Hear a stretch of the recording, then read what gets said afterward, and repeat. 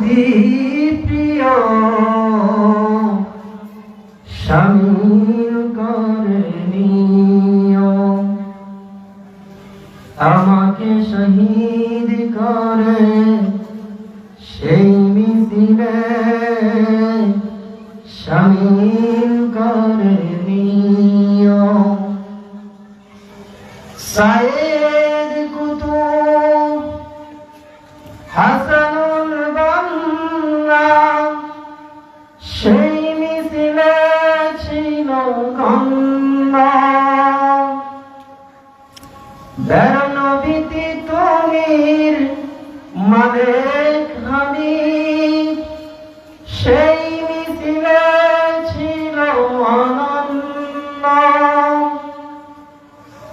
মরণ তো একদিন আসবেই জানি, বিনতি তোমার কাছে সেই মরণ আমায় দিও,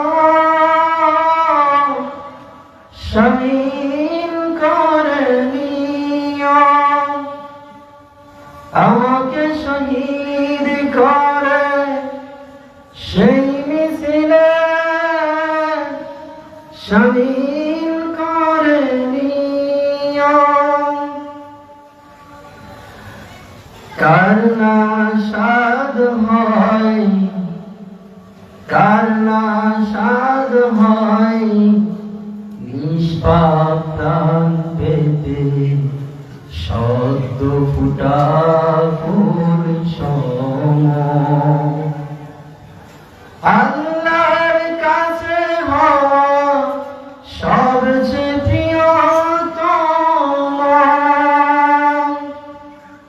মরণ তো একদিন আসবেই জানি, মিনতি তোমার কাছে শহীদি মরণ আমায় দিও, শামিল করে নিও। আমিন বলেন, আমিন আমিন, আওয়াজ দিয়ে বলেন আমিন আমিন। মরণের মধ্যে উত্তম মরণ হলো শহীদি মরণ। কি বলেন? শহীদি মরণ। প্রত্যেকটা মুমিনের দিলের ভিতর যদি আজকে এই তামান্না থাকতো শহীদি মরণের, বাতিল পাড়াইতে বাধ্য হতো, মুসলমানদের যুদ্ধ করতে হতো না। কথা বলে ঠিক না? শুধু মুমিনের দিলে যদি এতটুকু তামান্না থাকতো, মুমিন তো আজকে মরণ দেখে পালায়। ঠিক, মুমিন আজকে মরণ দেখে পালায়, অথচ মরণ থেকে পালায় কি বাঁচতে পারবে? না, সম্ভব।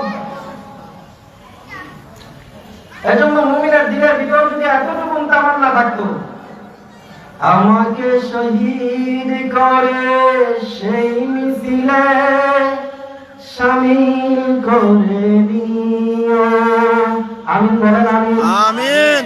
আমি আপনাদের সামনে যে সূরাটা তিলাওয়াত করেছি কয়েকটা আয়াত, এই আয়াতের মধ্যে প্রথম তিনটা আয়াতের মধ্যে রব্বুল আলামিন কসম করেছেন। আসমানের কসম, কিয়ামতের কসম, জুমার দিনের কসম, আরাফার দিনের কসম। এই চারটা কসম করেছেন তিন আয়াতের মধ্যে। ভূমিকায় যাওয়ার সময় নাই, সরাসরি আলোচনার ভিতরে ঢুকছে। তার আগে ছোট্ট একটা কথা বুঝতে হবে আপনাদের। আগেকার জামানায় রাজা বাদশারা তাদের রাজত্বকে টিকায় রাখার জন্য জাদুকর পালত। বর্তমান জামানায় বললে সহজ হবে আপনাদের, বর্তমান জামানায় নিজের নেতৃত্বকে টিকিয়ে রাখার জন্য টুকায় আর সন্ত্রাসী লালন পালন করে। ঠিক আগেকার জামানায়